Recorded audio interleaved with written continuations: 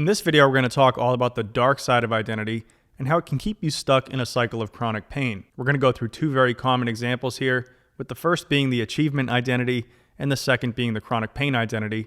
We're going to talk all about how these come to be and how they keep you stuck. So without further ado, let's go ahead and jump right in.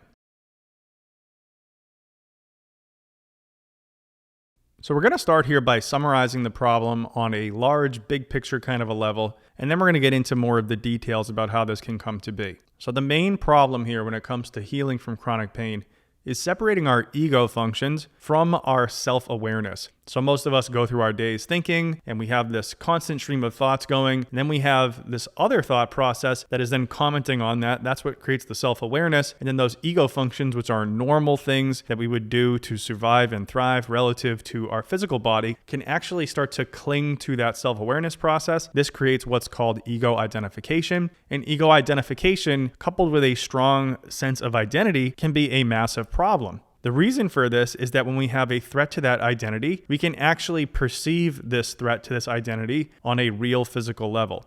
And the nervous system doesn't know the difference, so it kicks in ego defense mechanisms of fight, flight, and freeze, and that can cause us to experience real physical symptoms in the body in response to threats to this self-awareness process. So what we actually have to realize here is that there is no physical harm present, but the body perceives it as such, and the symptoms that you experience are actually real. So that's the overarching process here. It's really ego identification at the root of this, with these two processes intermingled. This is all happening mentally, manifesting physically, but happening mentally. And we're going to see how that comes into play with identity here in just a second. If you've been getting value from this video so far, make sure to like this video. And if you haven't already, subscribe to the channel.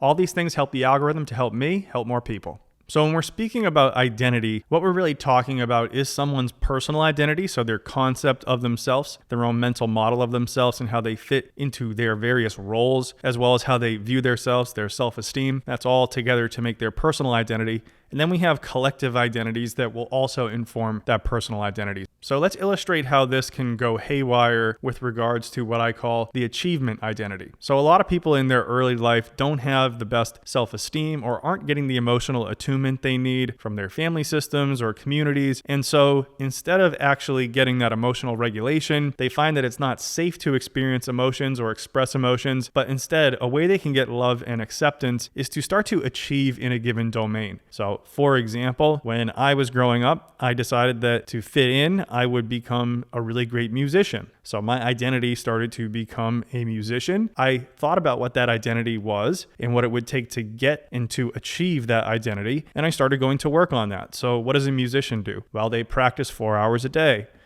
Check. What else do? They go to gigs. They play gigs. Check. What else do? They compete in competitions. Check.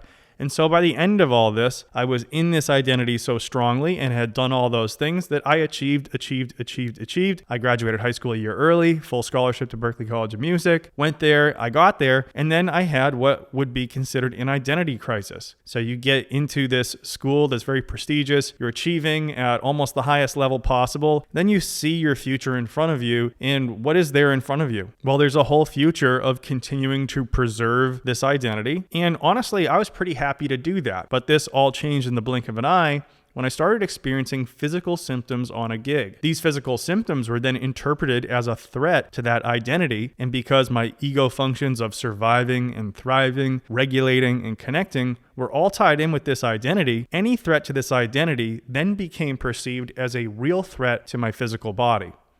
Now, in reality, there was probably no real threat to my physical body, but because of this ego identification process, what ended up happening is my body responded with real physical symptoms of fight, flight, and freeze. And once this happened, I got stuck in a loop that many people get caught in, which is the physical symptoms become evidence that something's wrong with the body. Something being wrong with the body continues to threaten this identity. And then this just loops and loops and loops and loops. And then there's many sub-loops that happen here, which I could go into in a lot of detail, but I will save you that for another video. Now, this is a primary example of an achievement identity issue, which is essentially that we're using achievement as a proxy for emotional regulation and attunement. And then when we get to that point where we've achieved what we were setting out to achieve. We feel emptiness instead of fulfillment. That in itself is a threat enough to the system. Then if we have any sort of an injury around that, that just really kicks it off and sets it into motion. And then from there, our lack of emotional regulation skills just play to our detriment. And then we get caught up in this cycle of real physical symptoms, unpleasant thoughts and emotions that we're ill-equipped to deal with. And it just loops and loops and loops and loops until the brain is constantly predicting pain and we get stuck there. Now, once we get stuck in this loop, we run the risk of actually getting into another loop and another identity, which is the chronic pain identity. And I think this is probably the worst possible identity that you could possibly have if you ever want to feel and move better ever again. And so the way that this identity causes and maintains suffering is because we actually attach an identity to being in pain,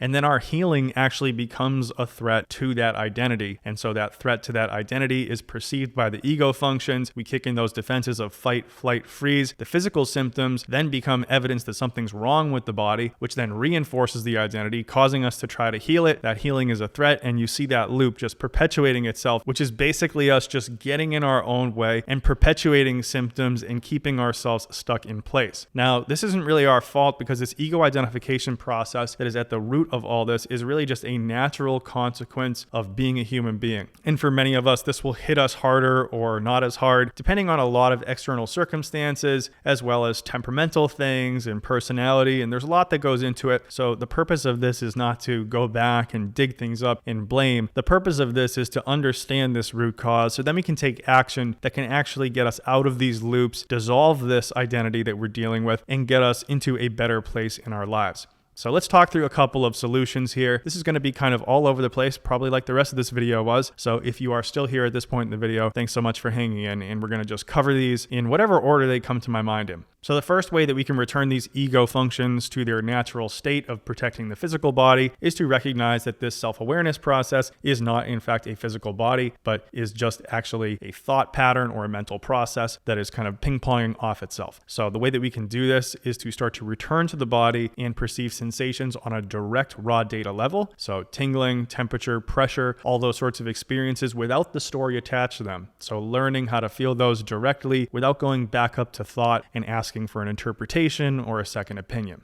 And then the second thing we can do is to start to realize that this self-awareness is just a mental process, and that this sense of self that it creates and relies upon is actually just a mental construction. So most of us feel as though we're going through our lives with this consistent sense of self, but really it's just this kind of running dialogue that we have between these different subject-object parts of our thinking. If we actually directly look for the one that is actually observing, look for that thinker, look for that commentator, we're going to fail to find anyone of significance there. And it's going to become clear to us that this sense of self we have is actually just an illusion. And so there is a way to look for this and fail to find it that actually resolves this sense that this mental construction is actually a real physical entity. But there's many ways to look through that. And we'll be going through all of this in my upcoming group coaching program. So if you've made it to this part of the video, definitely consider going to the link in the description and signing up for that. Now, yet another way to deal with this is to learn to let thought go to the background. So once we're able to notice thoughts as being different than our physical body, what we can do is start to feel senses in our body and have thoughts be there, not trying to push them away or change them, but let them go into the background like we're a DJ mixing two different songs. So we can allow the tracks of just raw data and sensation to come up, and we can allow that feeling in our body to become primary, and then trust that even though we're not tuning into thoughts as a primary level of awareness, that they can just operate in flow without us having to micromanage or control. And the last way is to learn how to explore physical sensations in the body without any sort of judgment. So we're talking about those two voices that ping pong off each other. One is kind of like the narrator in a sporting event, so they're saying what's happening play by play. Then the other is the commentator. And for a lot of us in chronic pain, that commentator is often the critical voice that's judgmental, and it's saying things to us about ourselves and how we're never going to get out of this, and it's catastrophizing and all these kind of things. And so we want to learn to see that, and then we want to learn to improve that self-talk a little bit. So all these approaches that I mentioned have specific ways that they can be accessed and learned. I will be covering that in my upcoming group coaching program, in addition to a lot of other techniques that work on different levels: cognitive, behavioral, mental, emotional, and connection-based. So if that interests you, make sure to go down to the link in the description and apply. We'd love to have you as a part of that program, and that's actually ongoing now, so there'll be a rolling admission for that, so you can actually join that at any time, and the cost of that is going to be relatively affordable. Okay, so that does it for this video. As always, thanks a ton for watching. If you made it through this one,